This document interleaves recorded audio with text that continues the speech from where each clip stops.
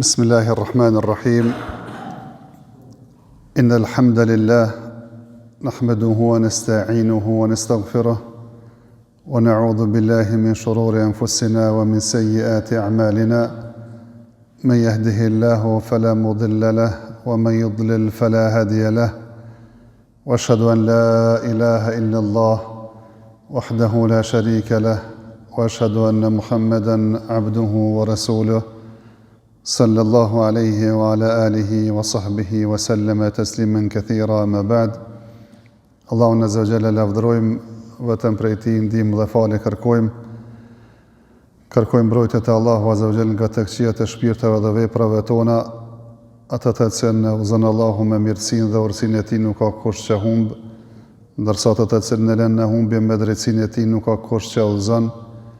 Dëshmoj se nuk meriton të adhurohet askush me të drejtë përveç Allahut, i cili është një dhe nuk ka shok, dhe dëshmoj se Muhammedi sallallahu alaihi wasallam është rob i dërguar i Tij, paqja, mëshira, bekimet e Allahut azza wa jall qofshin mbi të, mbi familjen e Tij të ndershme, mbi shokët e Tij besnik dhe mbi gjithat ata që e përcjellin në rrugën e Tij deri në ditën e gjykimit.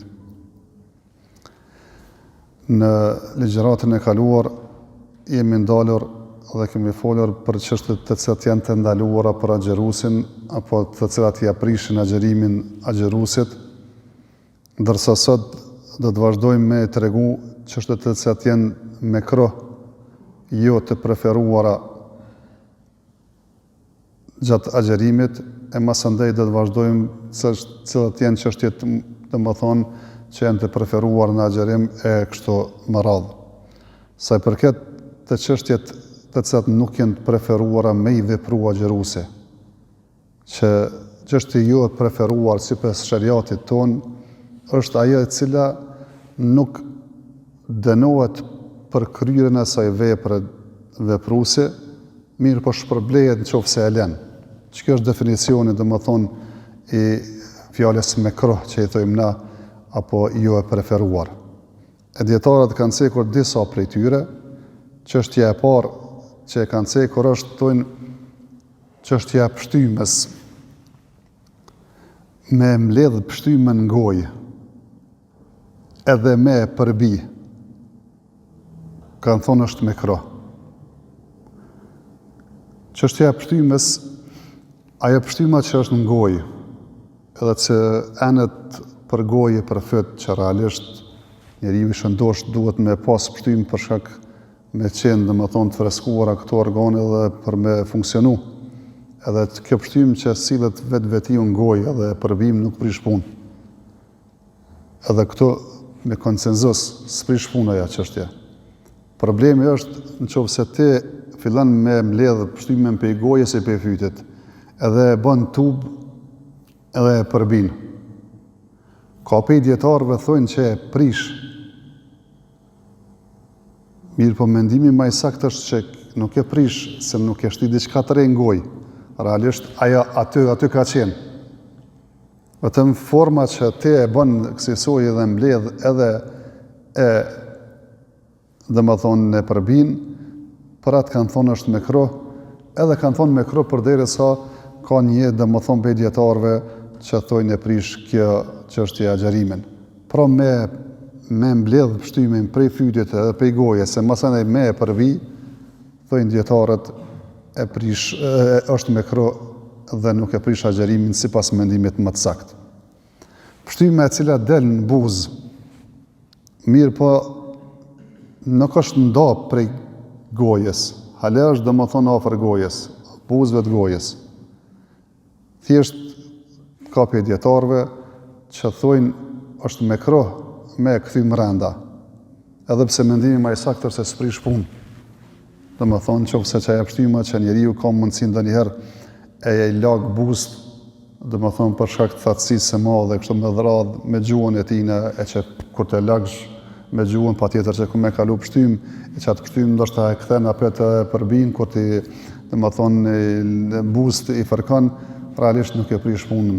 Mirë po, nëse del përtej, domethënë buzëve edhe dahet prej gojës, edhe që ata mas andaj e mbledh apo e kthen në gojë, këto dietarët thonë se kjo e prish agjerimin.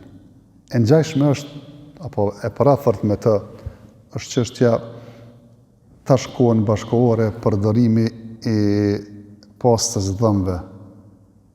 Falë se kemi verët më vonë, çështja e kelbazit. Çështja e kelbazit, dietarët kanë disa, domethënë çështje. Kelbazi i cili është në fyt e të poshtë, ka gjoksi, përbijet nuk prish punë. Kelbazi i cili faktikisht vetvetiu kalon përmes organeve të frymëmarrjes, të hunës, të gojës, edhe shkon në fyt s'prish punë.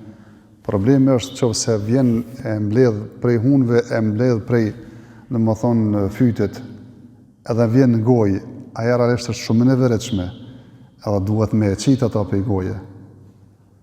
Qoftë me në pallom, qoftë edhe në tesht tone, edhe në namaz me konë, selema me përbi.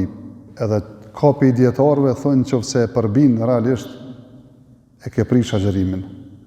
Mirë po, kapi i dietarëve që thonë është mekruh, mirë po agjerimi nuk prishet përderisa nuk e marr diçka tjetër nga jashtë trupit dhe ke shtinë në trup. Mirë po duhet me tregu përderisa është e lidhur me këtë mesele që kapi i dietarëve që thonë që realisht nëse vjen kelbazi prej fytit e sill në gojë, e masandej prapë përbindet që po thëmë shumë e nevojshme, e që për sunetit pejgamberit sallallahu alajhi wasallam është që me e qitë ata prej goje, qoftë domethënë në pallom, qoftë në rrobën tonë, tek e fundit të optën se edhe në dorën tonë, qoftë se tash për shkak na i kem xhamiet me tepia, po përpara në kohën e pejgamberit sallallahu alajhi wasallam nuk ka pas tepia, domethënë xhamiet kanë qenë dhe nuk ka pas tepia. Edhe me e qit krejt jashtë gojës, e me pështy s'prish punë, vetëm me pas kujdes që mos me pështy drejtim të kibles, po me pështy domethënë nënën e majt të personit. Mirë po me e qit. Kjo duhet për shkak të pastërtisë, edhe nëse namaz është sunet pejgamberit sa se me larguat prej goje.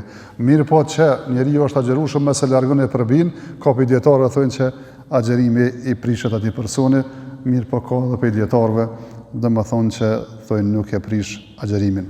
Kjo është çështja e parë se përket domethënë se çka është mekruh. Çështja e phtymës me mbledh dhe me e përbi. Çështja e dytë është me shti diçka në gojë. Ajo që është në gojë ka mundësi që tretet, të e përtyp tretet, e ka mundësi nuk tretet hiç.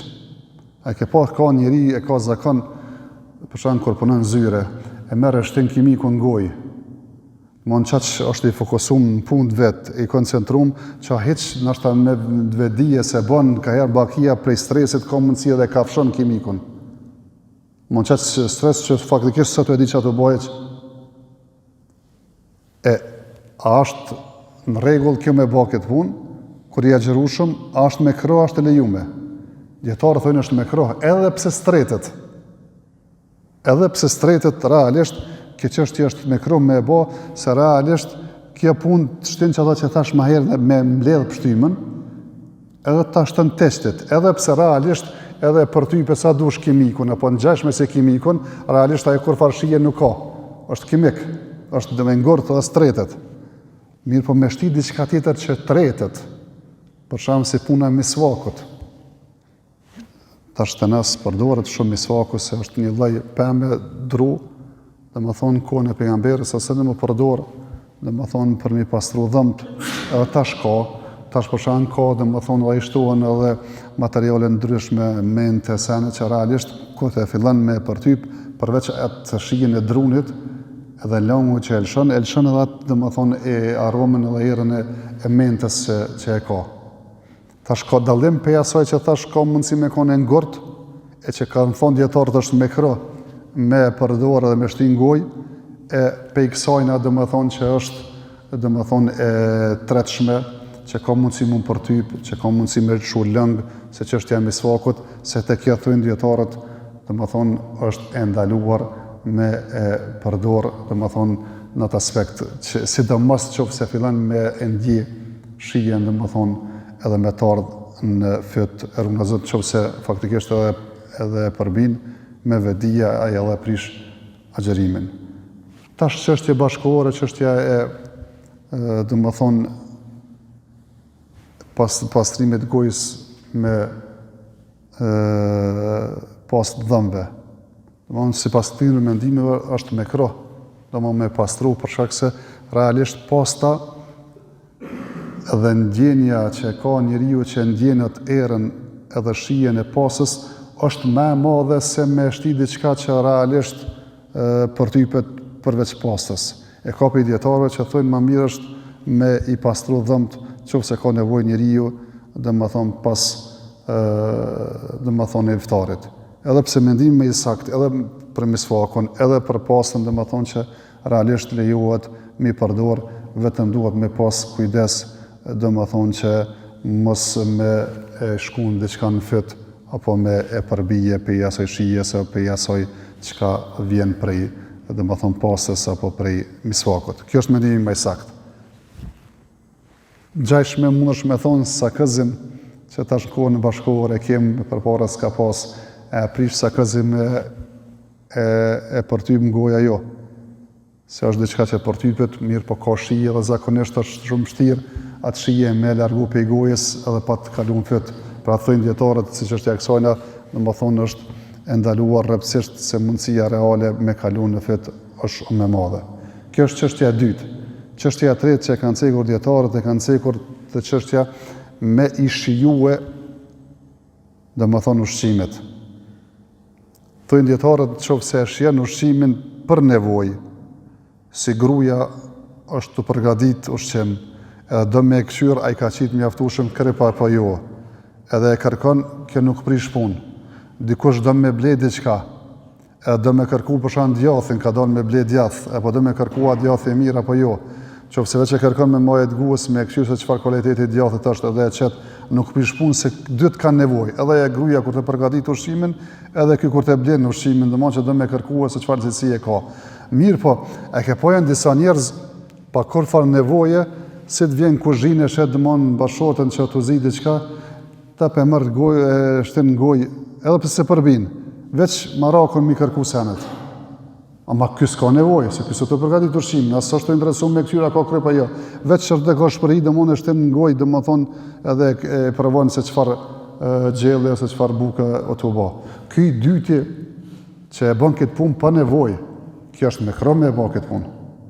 Ndërsa ai që thash i pare, që e bën pe nevojës, që ose do me ble ushqim, ose do me përgatit ushqim, për ata nuk është problem, vetëm që duhet me pas konsiderat që mos edhe ai cili e kërkon me nevojë, mos me çun fyt, edhe mos me përbije ose me ndijat farfshije në fyt, se realisht kjo ka rrezik tash me të kaluar me prish agjërimin për atë, nëse i thojmë grus, lejohet me majë të guës, me kërkue, me kqyr se sa ka kryp, ose ai cili e blen një djath me kërkue se çfarë shije ka, nuk do me thonë kjo që faktikisht tash ti sille për gojë ndije dhe shijen dëmon deri te kalon fitin, nga se tash kjo ka rrezik me kalu edhe me ta prish agjërimin.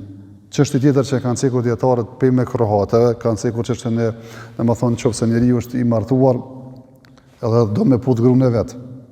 A është me kro, a është ndaluar, a është e lejuar. Nga se pejgamberi sallallahu alejhi wasallam ka qenë agjërueshëm e ka put gruan e vet, edhe gratë e tina. Dietarët kanë thonë çështja e putjes gjatë të agjërimit janë tri llojesh. Agjërim që s'ka kur farë ndjenjën e të, vetëm është dashuri që e put djalin, fëmin e vet, prindin e vet, realisht kjo s'prish punë. Problemi është vetëm kur të put gruan e vet. Thonë që nëse ka mundësi e puth me epsh, është me kro.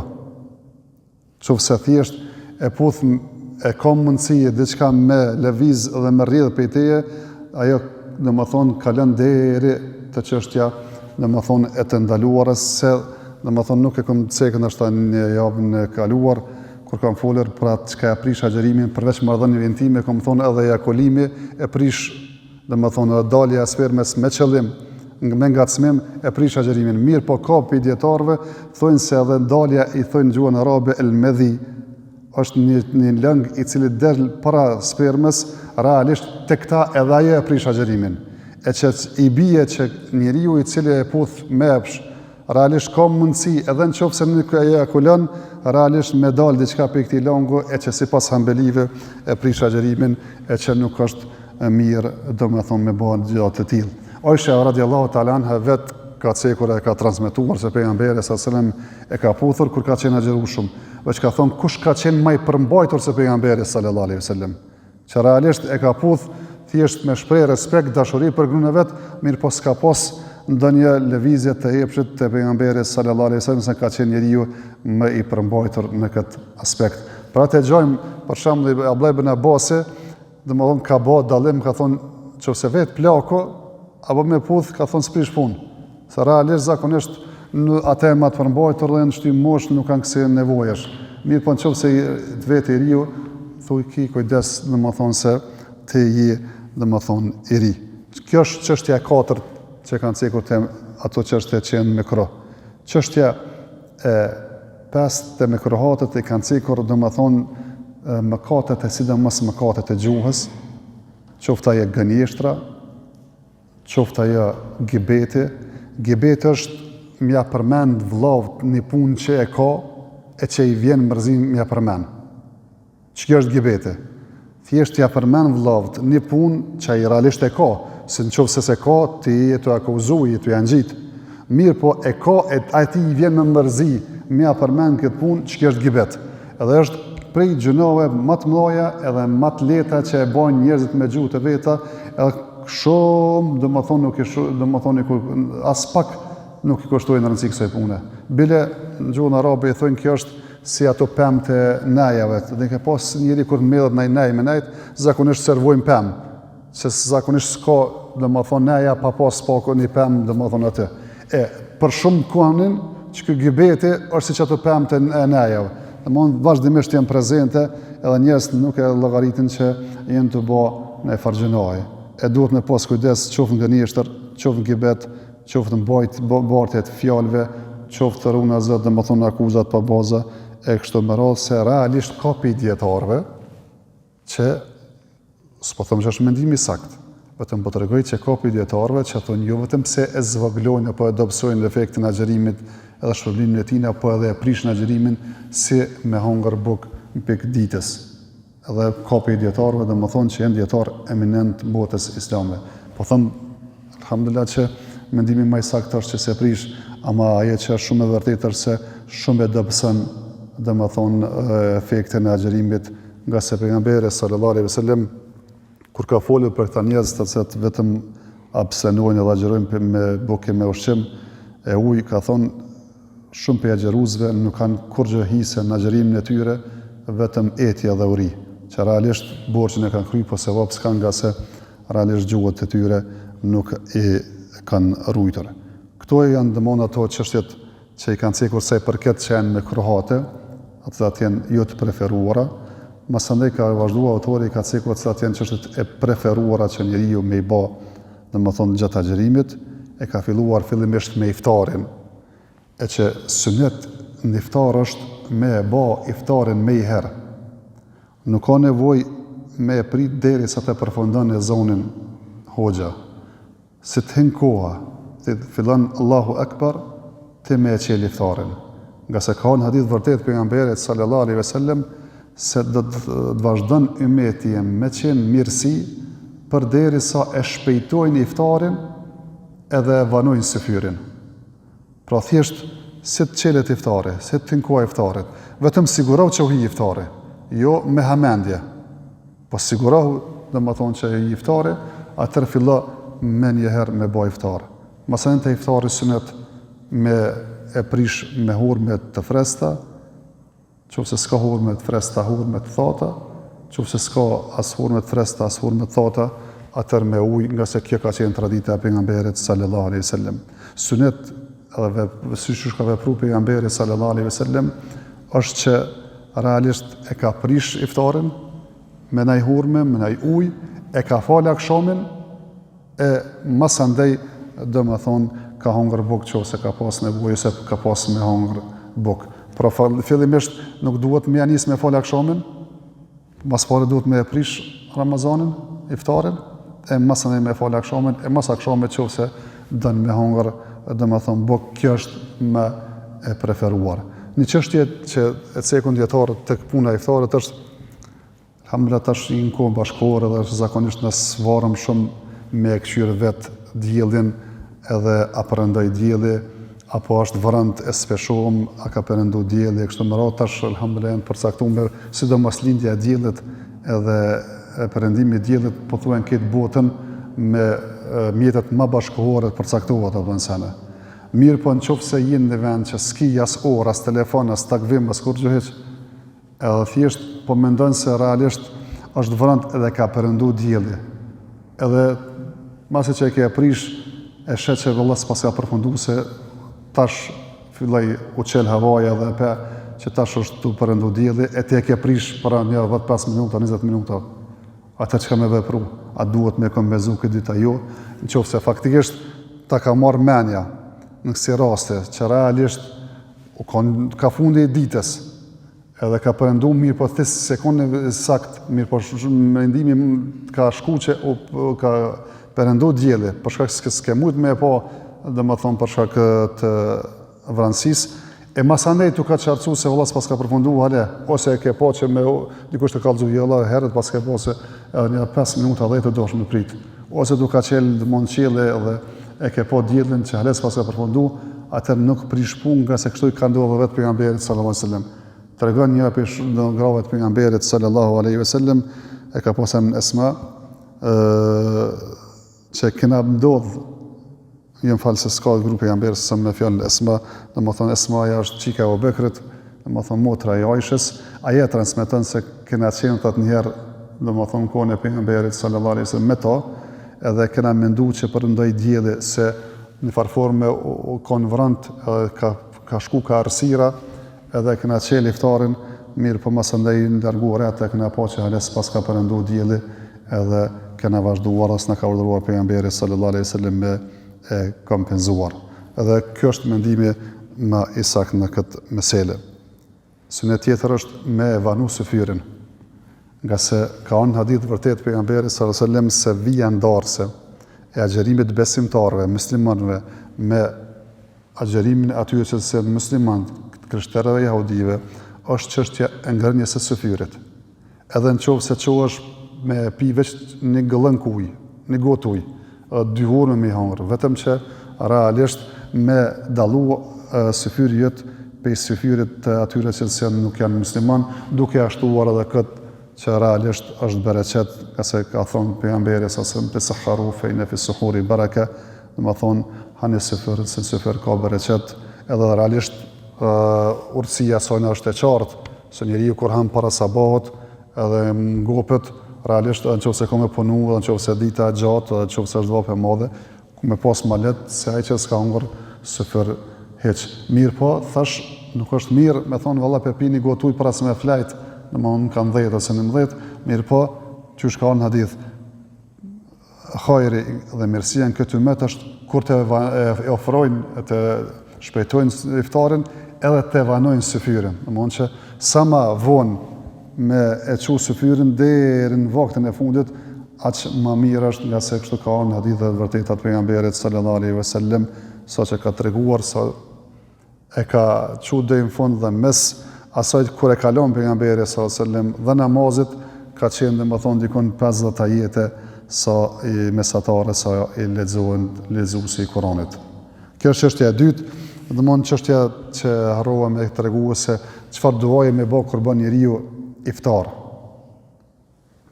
Ka në hadith vërtet pejgamberit sallallahu alaihi wasallam se pejgamberi sallallahu alaihi wasallam na ka mësuar me thonë një dua iftar, do të thonë dhahaba adh-dhama'u wa ibtalat al-uruqu wa thabata al-ajru insha Allah. U largu etja, u ngopën venat edhe u shkru se vapi insha Allah që të dua na ka mësuar pejgamberi se me bë, mirë po jo me bë para se me hongër. Me bismillah, po masi që të hangsh, e prish, e të ngopësh, atër e hanë, se realisht që pëse te e thue pa hongër, su e largu hale etja, asë nuk u, dhe më thonë, ngopën trupe e venat, mirë po hanë, bën iftar, e masanej e thue këtë do, që pëse jenë shpitone, që pëse jenë musafir, të jetë dikun që të ka shtru iftar, me kam su pejgamberi sa se me thonë do tjetër, me thonë iftar e indekum as-saimun, wa akala ta'amakum al-abrar wa sallat alaykum al-malaika, agjeruesit bofshin iftar të ju, e njerëz të mirë humshin bukën e juve, e për juve bofshin dua e melaqet domethënë për juve.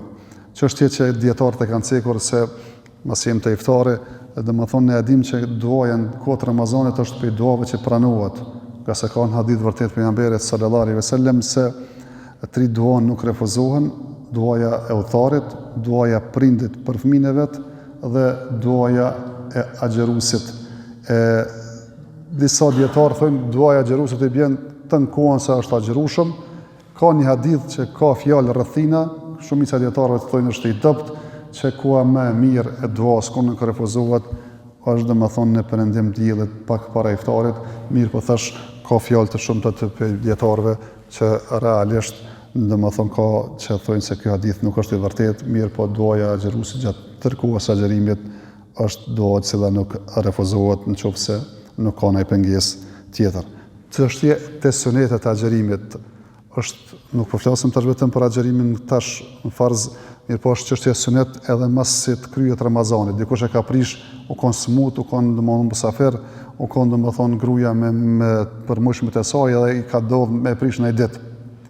Thonë është sunet masi që të e kryen me shpejtu me agjeru, edhe është sunet thonë që me i agjeru domethënë radhazi. Sunet, nuk ka farz. Domethënë e agjerum Ramazanin, dikush për arsye të pranueshme shariatike, udhëtar, i smut, gruaja me të përmojshme, ndaj ditë u dash me prish. Erdh Bajrami, e krytën Bajramin, është mirë thojnë dietarët që me herë me fillu. Është sunet se më shpejt domethënë e kryen punën e hjek borxhin. Se Zoti e din domon sot ja pijet apo e kështu me radhë. Atëherë sa më shpejt me kry borxhin është mirë apo nëse. Mirë, po nuk thonë që është farz me i herë, nga se ka ndodhur pej Aishës vet, tregon Aisha radhiyallahu ta'ala anha se thotë më kanë ndodhur, më kanë marrë do ditë Ramazanit të kaluar, edhe nuk ku mujt me i kompenzu vetëm se ka ardhur Shabani, e Shabani është një muaj për Ramazanit. Domthon faktikisht s'ka mujt me i krye vetëm se domethënë derisa ka ardhur Ramazani i radhës. Pra thonë dietarët nuk ka farz patjetër me herë më fillu. Mirë po sunet, edhe ato sunet i fortë është që kompenzimin me fillu me herë, edhe thonë është mirë sunet që me agjeru 6 ditë kije të kanë ikë për Ramazanit, 6 me hiren me agjeru mos me nda. Nga se kështu është transmetuar domethënë prej disa sahabe, mirë po së prish punë domethënë me i nda, nga se alhamdulillah domethënë ka ardhur prej Abdullah ibn Abbasit, ka thonë që s'ka dërt me i nda këtë ditë. Mirë po na po flasim se cila është më mirë. Më mirë kanë thonë është edhe me i agjeru me i herë, edhe me i agjeru domethënë gjithazë, mirë po s'prish punë nëse ngjeron në ditë këtë javë, në ditë javën tjetër, në ditë javë muaj tjetër e kështu me radhë, derisa të krysh veç me kusht mos me të ardhur Ramazani tjetër. Nga se me të ardhur Ramazani tjetër, thonë dietarët, me ardhur Ramazani tjetër i kemi 2 gjendje. Tash është sunet me i agjerua pa nda edhe me i herë, mirë po ky sunet domethënë mund është është sunet me i herë edhe pa nda, është e lejuar mi vanu, edhe është e lejuar domethënë mi nda, mirë po kur të bëhet obligim mi agjeru nëse për shembull ki 5 ditë Ramazanit të kaluar, edhe kanë metë edhe 5 ditë para se me ardhur Ramazani i radhës. Këtë rast të dietarët tash bëhet farz me agjeru se s'ka më ku e çan më. Domthonë nëse ke pas 19 muaj, e ke pas sunet me agjeru me i herë, s'ke dash me agjeru me i herë. Domthonë të ka lejuar me shtyje deri tash. Mirë, po tash i ki edhe 5 ditë, e 5 ditë i ki borx, tash mos lejohet ty me shtyje, mirë e ki farz me agjeru. Po që erdhë Ramazani, domethënë edhe e të nëzoni, domethënë Ramazani tjetër, atëherë thojnë dietarët që realisht është haram me t'i nxonë Ramazanit tjetër, ditë e Ramazanit të kaluar. Pa arsye. Qofse s'ki ke pas arsye, për shkak vallai je konsumu gjatë Ramazanit, s'ke mujt me agjeru. Po edhe 11 muaj tjerë të në kohën je konsumu ka ardhur Ramazani tjetër, s'ke mujt me kompenzue ditët e Ramazanit të kaluar, nuk prish punë. Ama në qoftë se s'ke pas arsye, e të kanë ikë disa ditë Ramazanit të kaluar, edhe erdhë Ramazani tjetër, tash ke bo haram.